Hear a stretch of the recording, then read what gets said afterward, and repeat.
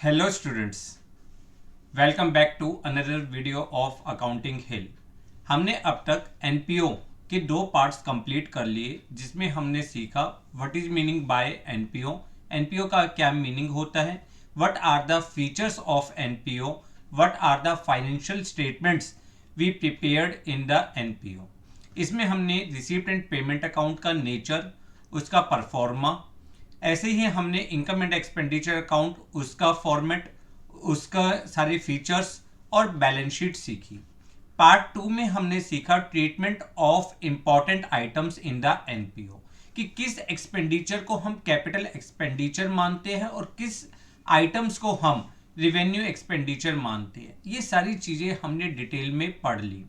आज की क्लास में हम स्टार्ट करेंगे not for profit organisation part 3, जिसमें हम सीखेंगे फंड बेस्ड अकाउंटिंग। आज का टॉपिक आपके एग्जामिनेशन पॉइंट ऑफ व्यू से बहुत इंपॉर्टेंट है, क्योंकि हमें पता है हमारा जो 10 मार्क्स का एनपीओ है उसमें एक क्वेश्चन 5 मार्क्स का, एक क्वेश्चन 3 मार्क्स का और एक क्वेश्चन 2 मार्क्स का आएगा। तो फंड बेस्ड अकाउंटिंग आपका 3 मार्क्स के क्वेश्चन के लिए भी बहुत इंपॉर्टेंट रोल प्ले करता है। तो आज की क्लास को बहुत प्यार से करना है, बहुत ध्यान से करना है, अपने सारे नोट्स को बनाते हुए चलना है। आज की क्लास स्टार्ट करने से पहले एक रिक्वेस्ट, जो भी बच्चे आज हमारे चैनल पे नए आए हैं या जिन्होंने भी अभी हमारे चैनल को सब्सक्राइब नहीं किया, वो चैनल को सब्सक्राइब करें, बेल आइकन को प्रेस करें, ताकि आपको आने वाले सारे नोटिफिकेशन आपको मिलते रहे।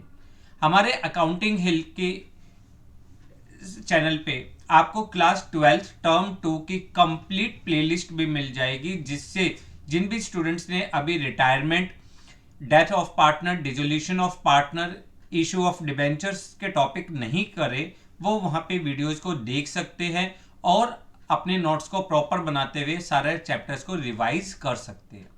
चलिए अब करते हैं आज का topic start, fund based accounting.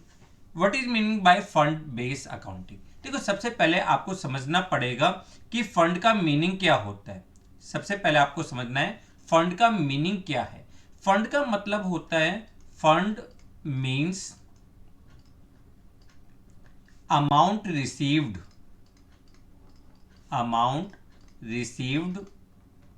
और set aside for a specific purpose।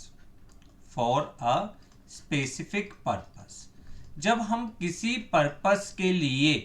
Specific purpose के लिए हमें कोई अमाउंट रिसीव्ड होता है, या हम अपने एनपीओ के में से कुछ अमाउंट को उस स्पेसिफिक पर्पस के लिए एलोकेट कर देते हैं, that is known as the fund. उसे हम फंड के नाम से जानते हैं। अब फंड में ध्यान रखिएगा, उस फंड का यूज हम किसी और पर्पस के लिए नहीं कर सकते। उस फंड का यूज सिर्फ और सिर्फ उसी पर्टिकुलर पर्पस के लिए होगा जिस पर्पस के लिए उस फंड को हमने क्रिएट किया है। जैसे बिल्डिंग फंड। अब बिल्डिंग फंड में जो भी फंड है या जो भी डोनेशन रिसीव्ड फॉर बिल्डिंग है, ये बिल्डिंग फंड में ऐड होगा और इसमें से होने वाला एक्सपेंडिचर हम फंड में से माइनस कर देंगे। तो फंड बेस्ड अकाउंटिंग होता क्या है? फंड बेस्ड अकाउंटिंग का मतलब होता है, it is a system in which all the incomes and all the expenses related to a particular funds are recorded in a separate account. हम उसको सेपरेट अकाउंट में रिकॉर्ड करते हैं।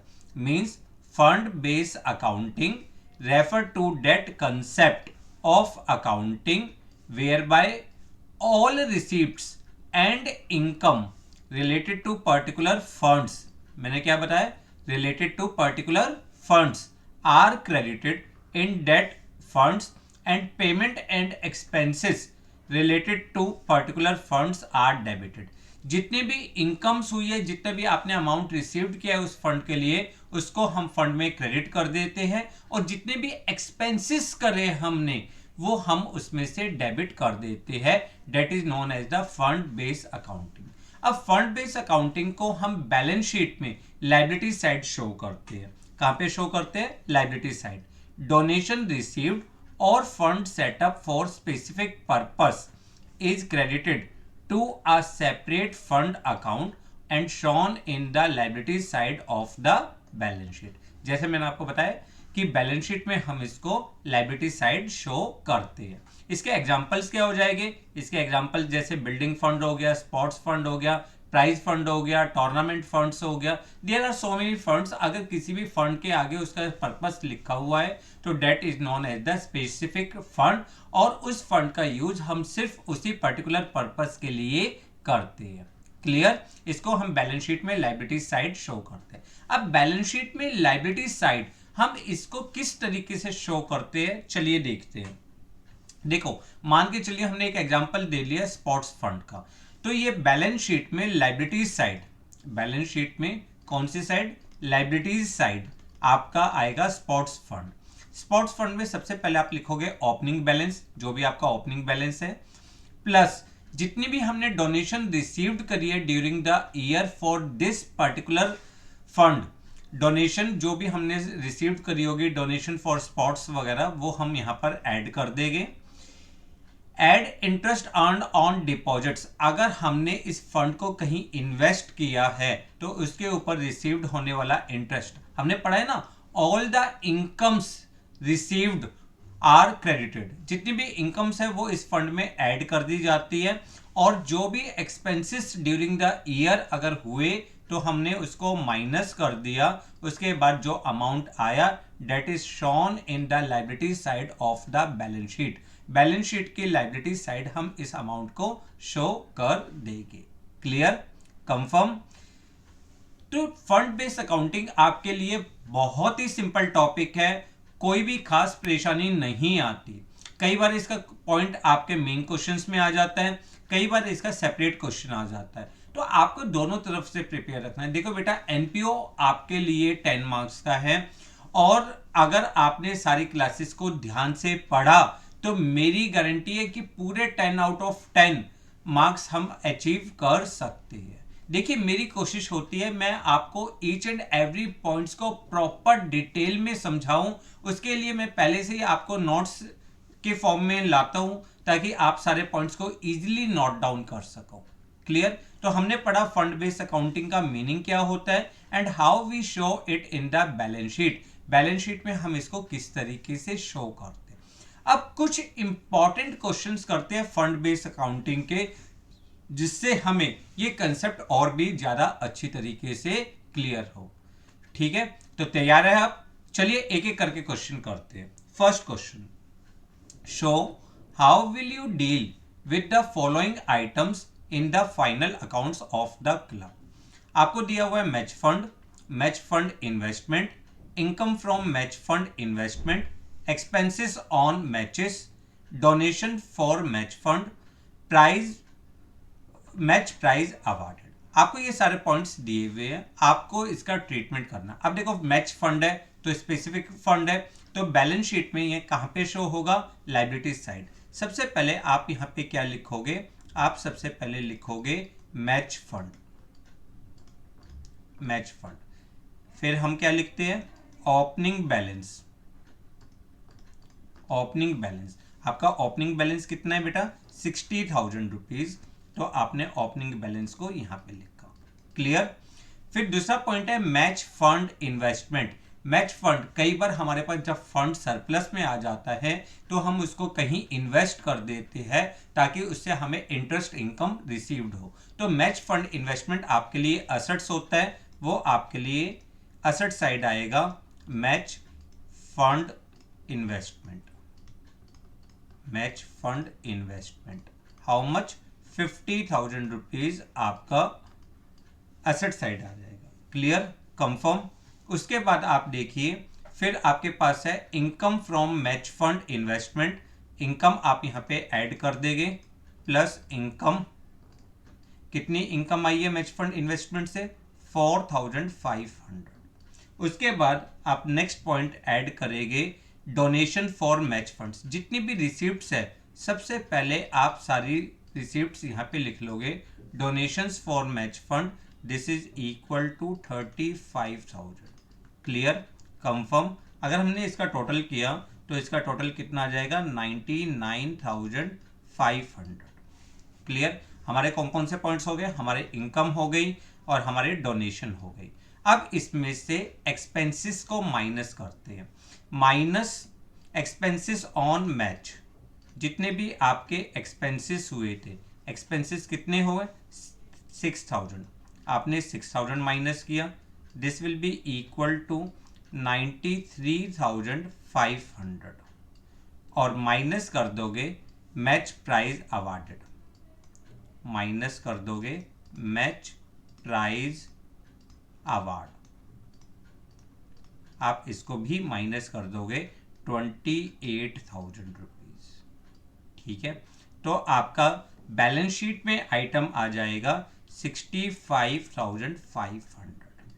ये आपका बैलेंस शीट में सिंपल सा पॉइंट है। Opening balance plus donation received for fund plus interest income if any, या कोई भी income related to this fund वो ऐड कर दी जाएगी और माइनस कर दिए जाएंगे एक्सपेंसेस। उसके बाद बैलेंस को हम लायबिलिटी साइड शो कर देंगे। क्लियर है? आप इस क्वेश्चन को नोट करिए, फिर हम एक और क्वेश्चन करते हैं। अब एक सेकंड पार्ट देखिए। Show the following information in the financial statement of not for profit organisation. आपको यहाँ पे मैच फंड्स दिया है, मैच एक्सपेंसेस दिया है, डोनेशन फॉर मैच फंड्स दिया है, सेल ऑफ मैच टिकट्स दिए। अब यहाँ पे इन्होंने देखो पार्ट ए, पार्ट बी में बाद में पढ़ाता हूँ आपको। पार्ट ए में सबसे पहले हम यहाँ पे लिखेंगे match fund, match fund. Match fund में ओपनिंग बैलेंस, ओपनिंग बैलेंस कितना है आपका 4 लाख रुपीस, आपने ओपनिंग बैलेंस लिख लिया। उसके बाद डोनेशन कितनी है 2,40,000, तो प्लस करेंगे डोनेशन 2,40,000 रुपीज, डोनेशन भी हो गई, plus sale of match tickets, जितनी भी हमारी इनकम होती है हम सब यहाँ पे लिखते हैं सेल ऑफ मैच टिकट्स, कितनी 3,60,000 रुपीज। ठीक है, तो टोटल हमारे लिए फंड हो गया 10 लाख रुपीज का। क्लियर? अब इन्होंने क्या है, मैच एक्सपेंसेस कितने हैं 8 लाख रुपीज, तो हमने एक्सपेंसेस को माइनस कर दिया, एक्सपेंसेस 8 लाख रुपीज हमने माइनस कर दिया। हमारा बैलेंस शीट में जो अमाउंट आ गया that is equal to 2 lakh rupees. Clear? Confirm? But part B में इन्होंने क्या कहा है, what will be the effect if match expenses go up by rupees 2,50,000, other things remaining the same। इन्होंने कहा मैच एक्सपेंसेस 2,50,000 से इंक्रीज हो गए, यानी 8 लाख के बजाय 8 लाख तो पहले से ही थे आपके पास, अब 8 लाख में 2,50,000 और इंक्रीज हो गए, तो आपका अमाउंट एक्सपेंसेस कितने आ गए 10,50,000। ठीक है, क्लियर? अब क्या करेंगे, हमारे पास फंड कितना है 10 लाख रुपीज। यहां पे आपको एक समझने वाले इंपॉर्टेंट बात क्या है, if expenses is more than funds, अगर एक्सपेंसेस ज्यादा है फंड से, तो जितना फंड है उतने एक्सपेंसेस तो आप बैलेंस शीट में से माइनस कर दोगे, and excess of the fund, excess of expenses over the fund are debited to income and expenditure account. जितना भी एक्स्ट्रा एक्सपेंस है उसको हम इनकम एंड एक्सपेंडिचर अकाउंट में डेबिट कर देंगे। जैसे इसी क्वेश्चन को देखते हैं, हमारे पास सबसे पहले क्या है बेटा मैच फंड। अगर हम अपने इस पॉइंट को दोबारा से करें तो हमारा ओपनिंग बैलेंस कितना है 4 लाख, फिर डोनेशन है 4 लाख प्लस डोनेशन 2,40,000 प्लस आपके पास था sale of match tickets, sale of tickets 3,60,000। अब टोटल फंड आपके पास है 10 लाख, बट एक्सपेंसेस कितने हैं? नाउ एक्सपेंसेस जो है, नाउ जो एक्सपेंसेस हुए आपके, that is equal to 10,50,000 rupees, क्योंकि उसने कहा 8 लाख से 2,50,000 एक्सपेंसेस बढ़ गए। तो अब यहां से इसमें हम क्या करेंगे, जो 10 लाख रुपीज के एक्सपेंसेस है, 10 लाख, ये रिटर्न ऑफ करेंगे, return of from fund, fund में से रिटर्न ऑफ कर देंगे। अब बचे कितने? अब बचे 50,000 रुपीज। 50,000 को हम debit side, debited to income and expenditure account, income and expenditure account में डेबिट कर देते हैं। तो हमारा रूल क्या आया? हमारा रूल आया कि excess of expenses over the funds are debited to income and expenditure account. तो आप यहां से माइनस करोगे एक्सपेंसेस, कितने एक्सपेंसेस माइनस करोगे? 10 लाख के एक्सपेंसेस माइनस कर दोगे तो फंड हो गया आपका नील, और आप यहां पे लिख दोगे एक्सपेंसेस ऑन वो मैच, जो आपके मैच पे एक्सपेंसेस हुए 50,000 रुपीज। क्लियर?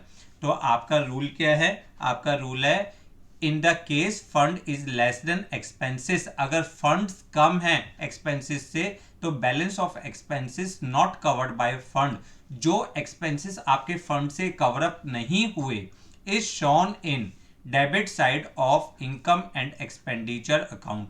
आप इनकम एंड एक्सपेंडिचर अकाउंट में डेबिट साइड उसकी एंट्री कर दोगे। तो क्लियर? हमने भी यहां पे यही किया कि हमारा टोटल फंड्स था 10 लाख, बट एक्सपेंसेस है 10,50,000 रुपीज। तो 10 लाख रुपीज हमने फंड में से माइनस कर दिया और 50,000 रुपीज हमने इनकम एंड एक्सपेंडिचर अकाउंट के डेबिट साइड पुट कर दिया।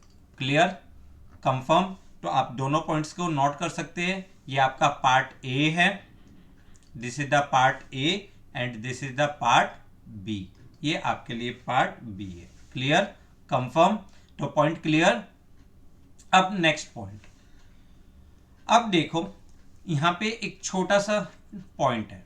हमने क्या पढ़ा था कि हम ऑल द एक्सपेंसेस, जितने भी एक्सपेंसेस है आपके, सॉरी जितनी भी इनकम से related to current year and जितनी भी एक्सपेंसेस होते हैं उसको हम नोट डाउन करते हैं। यहाँ पे भी कुछ ऐसे ही पॉइंट है। देखिए आपको क्या दिया है, prize awarded ₹5,000, prize fund as on 31st March 2019 ₹40,000, donation for prize received during the year 2019-20 7,200, 9% prize fund investment as on 31st March 2019 ₹40,000, interest received on prize fund investment 2,700 rupees. आपको ये सारा डाटा दिया हुआ है, आपको इन पॉइंट्स को show करना है इन द फाइनल अकाउंट्स। क्लियर? तो सबसे पहले हमें पता है प्राइज फंड हमें कितना दिया हुआ है, प्राइज फंड हमें दिया हुआ है 40,000 रुपीज। तो हमने यहां पर लिखा prize fund, prize fund opening balance, opening balance कितना है? ओपनिंग बैलेंस है 40,000 rupees, opening balance 40,000 rupees plus donation, जो हमने डोनेशन रिसीव्ड करी है। डोनेशन कितनी रिसीव्ड की? देखो एक तो ये वाला पॉइंट हो चुका आपका, दूसरा डोनेशन आपने कितनी रिसीव्ड करी है? 7,200 रुपीज। तो 7,200 रुपीज। अब यहां पे देखते हैं आपको क्या है, 9% prize fund investment on 31st March 2019 ₹40,000। आपको यहां पे दिया हुआ है 9% prize fund investment, 9% prize fund investment कितना है? 40,000। अब ये 9% क्या शो करता है? 9% शोज रेट ऑफ इंटरेस्ट। ये हमें एक साल में कितना इंटरेस्ट मिलेगा? वो मिलेगा 9%। तो इसके अकॉर्डिंग इंटरेस्ट ऑन इन्वेस्टमेंट, अगर हम इंटरेस्ट ऑन इन्वेस्टमेंट कैलकुलेट करें तो 40,000 का 9%, this will be equal to 3,600। कितना प्राइस हो गया? 3,600। उसमें से हमें 2,700 रिसीव्ड हो चुका हो। 2,700 रिसीव्ड, ये लिखा है ना इंटरेस्ट रिसीव्ड, कितना? 2,700। तो इसका मतलब 900 रुपीज हमारे लिए क्या हो गए? Accrued interest. 900 is accrued interest. ठीक है, क्लियर? तो हम यहां पे लिखेंगे इंटरेस्ट।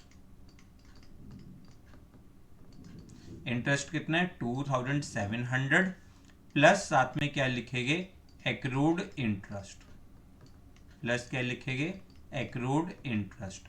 एक्रूड इंटरेस्ट कितना है? 900। और ये हमारे लिए असेट्स भी होती है एक्रूड इनकम, तो हम इसको बैलेंस शीट में असेट साइड भी लिख देंगे accrued interest 900 rupees. Clear? Confirm?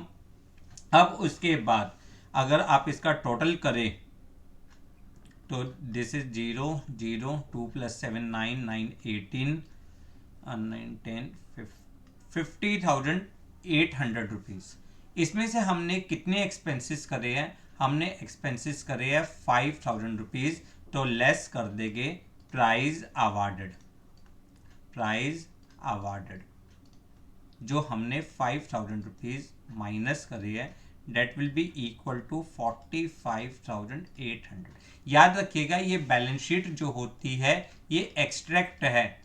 Extract का मतलब क्या होता है? एक पार्ट, छोटा सा पार्ट, रेलिवेंट पार्ट आपको सिर्फ हमने वो बनाया है, इसलिए हम बैलेंस शीट का टोटल नहीं करेंगे।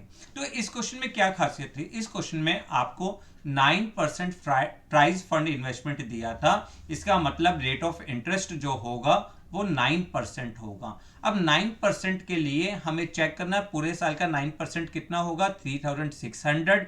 उसमें से हमने 2,700 रिसीव्ड कर लिया, तो हमारे लिए बाकी 900 रुपीज एक्रूड इंटरेस्ट के नाम से होगा। क्लियर?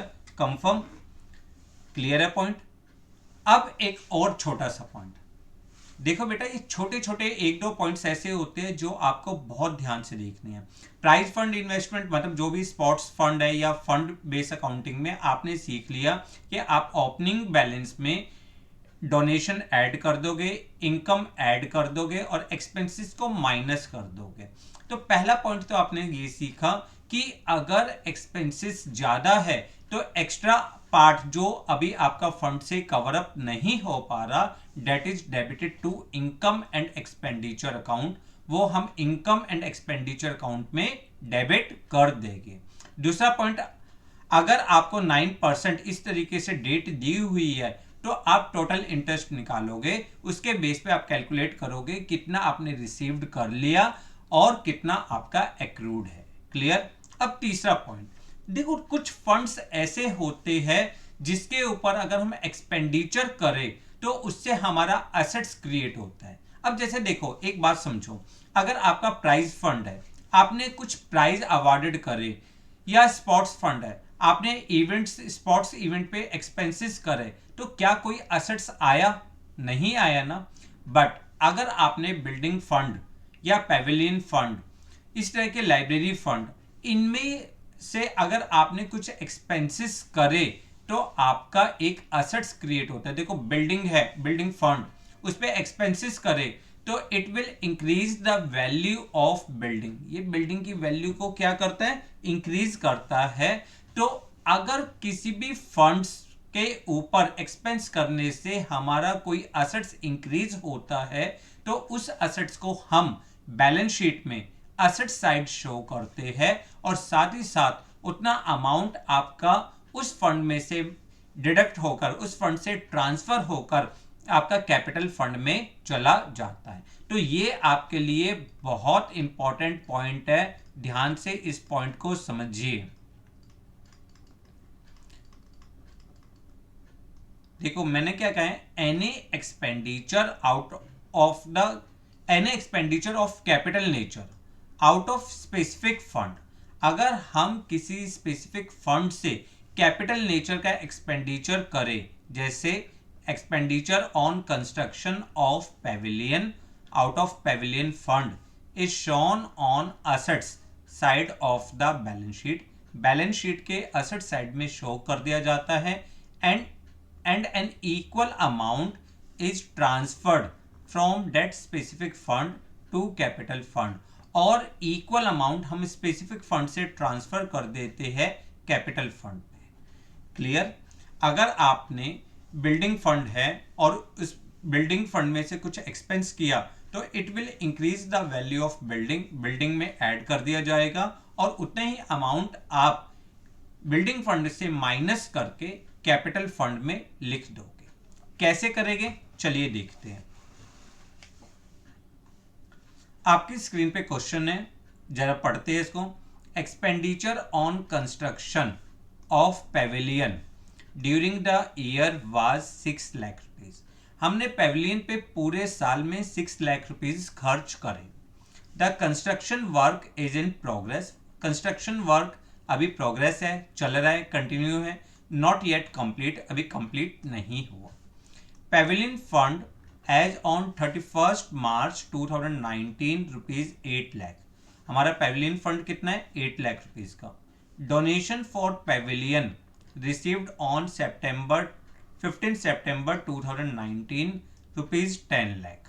कैपिटल फंड आपको दिया हुआ है 31 मार्च का 20 लाख रुपीज. अब आपके लिए पॉइंट है, देखो यहां पर हमने पेविलियन फंड पे जो कंस्ट्रक्शन करी, जो एक्सपेंस करे, उससे हमारी क्या चीज इंक्रीज हो रही है? पेविलियन इंक्रीज हो रही है. तो यहाँ पे क्या है? यहाँ पे आपने एक्सपेंस किया out of the specific fund of the कौन से नेचर का? कैपिटल नेचर का. तो कैपिटल नेचर को अब इसको ट्रीट कैसे करेंगे? सबसे पहले देखिए, कैपिटल फंड लिख लीजिए 20 लाख रुपीज. आपके पास क्या है? कैपिटल फंड 20 लाख सबसे पहले. फिर आप देखिए आपके पास पेविलियन फंड स्टार्टिंग में कितना दिया हुआ है? देख कहां पे दिया हुआ था? Pavilion fund as on 31 March 2019 rupees 8 lakh rupees. आपको पेविलियन फंड दिया हुआ है स्टार्टिंग में, तो आपने यहां पे लिखा Pavilion fund. Opening balance 8 lakh rupees. Clear? फिर डोनेशन कितनी रिसीव्ड करी है हमने? डोनेशन रिसीव्ड करी है 10 लाख रुपीज की. Donation 10 lakh rupees plus donation 10 lakh. तो हमारे पास टोटल अमाउंट आ गया 18 लाख. 18 लाख. अब इसके ऊपर हमने एक्सपेंडिचर करे है 6 लाख रुपीज के एक्सपेंडिचर करे है, पर ये वर्क अभी कंप्लीट नहीं हुआ. और ये जो 6 लाख रुपीज है ये हमारे लिए कौन सा नेचर है? कैपिटल नेचर है. तो हमने यहाँ पे क्या लिखा? हमने लिखा ट्रांसफर टू कैपिटल फंड. वैसे तो हम क्या लिख देते हैं? एक्सपेंसेस लिख देते हैं, बट अब हम लिखेंगे ट्रांसफर टू कैपिटल फंड. कितना ट्रांसफर कर रहे हैं? 6 लाख रुपीज ट्रांसफर कर रहे हैं. इसका मतलब हमारे पास फंड कितना रह गया? 12 लाख. सबसे पहले यहाँ पे हम लिखेंगे plus transfer from Pavilion fund. Pavilion fund से ट्रांसफर होकर अमाउंट आया 6 लाख रुपीज. टोटल हो गया 26 लाख. और फिर यहाँ पे हम लिखेंगे पेविलियन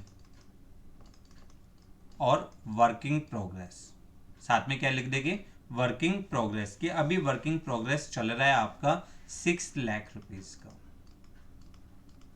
क्लियर? तो आपके लिए क्या पॉइंट आया? आपके लिए पॉइंट आया कि अगर आपने किसी स्पेसिफिक फंड से कोई कैपिटल नेचर आइटम एक्सपेंस करे है तो उस सिचुएशन में हम उतना अमाउंट फंड में से ट्रांसफर कर देंगे कैपिटल फंड में और इक्वल अमाउंट को हम ऐड कर देंगे टू द असेट साइड, क्योंकि इससे हमारा असेट्स इंक्रीज हो रहा है. क्लियर? कंफर्म? चलिए, ये आपके कंसेप्ट्स थे जिसमें आपने सीखा कि हम अपने फंड बेस्ड अकाउंटिंग को किस तरीके से करते हैं. अब एक लास्ट और इंपॉर्टेंट क्वेश्चन और करते हैं। देखो ये क्वेश्चन भी 3 मार्क्स का है। मेरी कोशिश है कि मैं आपको ईच एंड एवरी पॉइंट्स, हर वो पॉइंट जहां पे बच्चा फंस सकता है, वो सारे कंसेप्ट मैं आपको अच्छी तरीके से करवाऊं। क्लियर? तो देखते हैं एक और क्वेश्चन। अब ये क्वेश्चन यहां पे इन्होंने कहा है, from following is the information given in respect of certain items of a sports club, show them in income and expenditure account and balance sheet of the club as at 31st March 2020। Sports fund आपको दिया है 1 अप्रैल 2019, starting का sports fund दिया हुआ है। Sports fund investment दिया हुआ है। Interest on sports fund investment दी हुई है। डोनेशन फॉर स्पोर्ट्स फंड दिया हुआ है। स्पोर्ट्स प्राइज अवार्डेड दिया हुआ है। एक्सपेंसेस ऑन स्पोर्ट्स इवेंट भी दिया हुआ है। उसके अलावा जनरल फंड दिया हुआ है। जनरल फंड इन्वेस्टमेंट दिया हुआ है। Interest on general fund investment, subscription और डोनेशन, ये सारे पॉइंट्स आपको दिए हैं। आपको ये बताना है कि इनकम एंड एक्सपेंडिचर और बैलेंस शीट में हम इन आइटम्स को कैसे ट्रीट करेंगे। सबसे पहले देखते हैं, एक एक करके सारे पॉइंट्स देखते हैं। स्पोर्ट्स फंड कितना दिया हुआ है? 10 लाख रुपीज। तो हम स्पोर्ट्स फंड को सबसे पहले यहां पे लिखेंगे sports fund, opening balance 10 lakh rupees. सबसे पहले स्पोर्ट्स फंड, और साथ ही साथ आपने स्पोर्ट्स फंड इन्वेस्टमेंट इधर लिख दी, sports fund investment, sports fund investment 10 lakh rupees. ठीक है, क्लियर? आपने स्पोर्ट्स फंड लिख दिया और sports fund investment. Interest on sports fund investment 1 lakh, donation 4 lakh. दोनों पॉइंट्स आपने ऐड करने हैं। प्लस आपके लिए क्या है? Interest on SFI, sports fund पे आपने 1 लाख की डोनेशन रिसीव्ड करी, साथ ही साथ डोनेशन रिसीव्ड करी है 4 लाख रुपीज की। ठीक है, टोटल अमाउंट आपके पास कितना आ गया? 15 लाख रुपीज। क्लियर? चलिए, स्पोर्ट्स प्राइज अवार्डेड 3 लाख और expenses on sports event 1 lakh. दोनों एक्सपेंसेस यहां से माइनस करते हुए आप तो लेस स्पोर्ट्स प्राइज अवार्ड, जो हमने स्पोर्ट्स प्राइज अवार्ड दिए हैं 3 लाख रुपीज के, एक तो वो माइनस हो जाएंगे, और expenses on sports event, expenses on sports event 1 lakh rupees, ये भी माइनस हो जाएंगे। यानी टोटल एक्सपेंसेस कितने माइनस हो जाएंगे? 4 लाख माइनस हो जाएंगे। That will be equal to 11 lakh rupees. Clear? Confirm? फिर उसके बाद है जनरल फंड। जनरल फंड है 20 लाख और जनरल फंड इन्वेस्टमेंट 20 लाख। यानी जनरल फंड का मतलब क्या होता है? जनरल फंड का मतलब होता है capital fund which can be used for any purpose. General fund, this is equal to 20 lakh. और जनरल फंड इन्वेस्टमेंट वो भी आपका 20 लाख। बैलेंस शीट में ही आएगा। क्लियर है यहां तक? उसके बाद उसने कहा है interest on general fund investment, interest on general fund investment, जो हमने इंटरेस्ट रिसीव्ड किया। अब देखो यहाँ पे जो इंटरेस्ट हमें मिला वो इंटरेस्ट हमारे लिए क्या होगा? रिवेन्यू नेचर आइटम होगा, क्योंकि जनरल फंड को हम किसी भी पर्पस के लिए यूज कर सकते हैं, इसलिए उसके ऊपर मिलने वाला इंटरेस्ट भी आपकी रिवेन्यू नेचर आइटम होता है, और इसको हम इनकम एंड एक्सपेंडिचर अकाउंट के क्रेडिट साइड शिफ्ट कर देंगे। तो यहाँ पे क्या आएगा? Interest on general fund investment कितना आ जाएगा जी, आपका आ जाएगा ये 1 लाख रुपीज। फिर उसके बाद सब्सक्रिप्शन और डोनेशन, ये तो होते ही हमने पढ़ा है, रेवेन्यू नेचर है, क्योंकि डोनेशन के आगे कुछ भी नहीं लिखा तो ये आपके लिए नॉर्मल पॉइंट आएगा। इंटरेस्ट सॉरी 2 लाख रुपीज का है, मैंने ध्यान नहीं दिया। इंटरेस्ट आपके लिए 2 लाख रुपीज का है, ठीक है, क्लियर।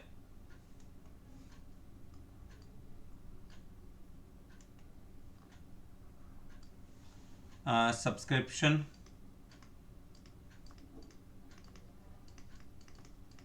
और डोनेशन दोनों पॉइंट्स आपके रिवेन्यू नेचर इनकम है। सब्सक्रिप्शन 1 लाख और डोनेशन 50,000 रुपीज, 1 लाख और 50,000 रुपीज। तो इस क्वेश्चन में आपने क्या देखा, इस क्वेश्चन में आपने देखा कि जो इंटरेस्ट हमें मिला स्पोर्ट्स फंड प्राइज फंड के लिए, स्पोर्ट्स फंड इन्वेस्टमेंट के लिए, वो हमारी स्पेसिफिक इनकम मानी जाएगी, हमने उसको स्पेसिफिक फंड में ऐड किया। बट जब हमें जनरल फंड इन्वेस्टमेंट पे इंटरेस्ट मिला तो वो हमारे लिए रिवेन्यू नेचर इनकम होती है और उसको हम balance income and expenditure account में क्रेडिट साइड शो कर देते हैं। तो ये छोटा सा टॉपिक था आपका फंड बेस्ड अकाउंटिंग का। जितने इंपॉर्टेंट क्वेश्चन इस टॉपिक के ऊपर है वो मैंने आपको करवा दिए।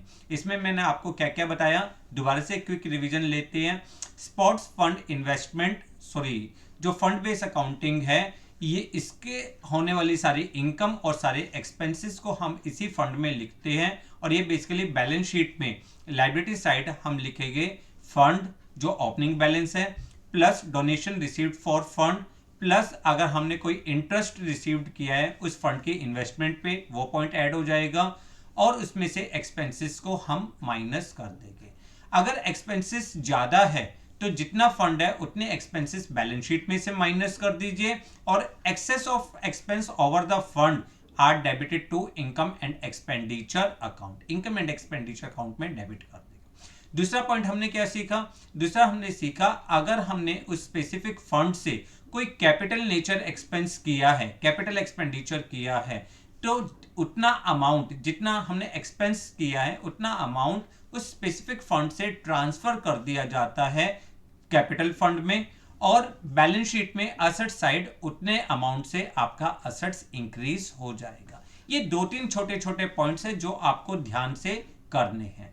तो इसके साथ आपका फंड बेस्ड अकाउंटिंग का टॉपिक खत्म।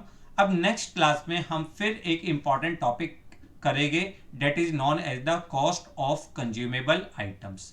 बहुत इंपॉर्टेंट आइटम है, 3 मार्क्स का क्वेश्चन उसमें से भी आने के चांस होता है। देखो 3 मार्क्स का क्वेश्चन या तो फंड बेस्ड अकाउंटिंग या आपका कॉस्ट ऑफ कंज्यूमेबल आइटम्स या आपका सब्सक्रिप्शन, इन 3 पॉइंट में से मैक्सिमम चांस होता है। जब हमें पहले से पता है कि 3 मार्क्स का क्वेश्चन इन छोटे छोटे पॉइंट्स में से आएगा तो क्यों ना हम अपनी प्रैक्टिस स्ट्रॉन्ग करें ताकि हमारा वो मार्क्स, देखो बूंद बूंद से सागर बनता है, ठीक है ना। तो वही कहावत है कि आपके एक एक मार्क्स आपके लिए बहुत इंपॉर्टेंट है, तो आप उसको बहुत ध्यान से करिए। जब तक हम नेक्स्ट क्लास में पढ़ेंगे उससे पहले आप ये तीनों क्लासेस को प्रॉपरली पढ़ें। और मेरा कहना है कि जो टॉपिक्स आप कंप्लीट कर चुके जैसे रिटायरमेंट, डेथ, डिसोल्यूशन या इशू ऑफ शेयर्स, जो टॉपिक आप कर चुके उसको रेगुलर मोड पे रिवाइज करते रहिए ताकि आपको कोई पॉइंट में कंफ्यूजन ना आए। मिलते हैं नेक्स्ट क्लास तक। उससे पहले एक रिक्वेस्ट, जिन भी बच्चों ने अभी तक हमारे चैनल को सब्सक्राइब नहीं किया वो चैनल को सब्सक्राइब करें, बेल आइकन को प्रेस करें ताकि आने वाले सारे नोटिफिकेशन आपको मिलते रहें और वीडियो को लाइक और शेयर करना ना भूलें। Thanks a lot for watching the video.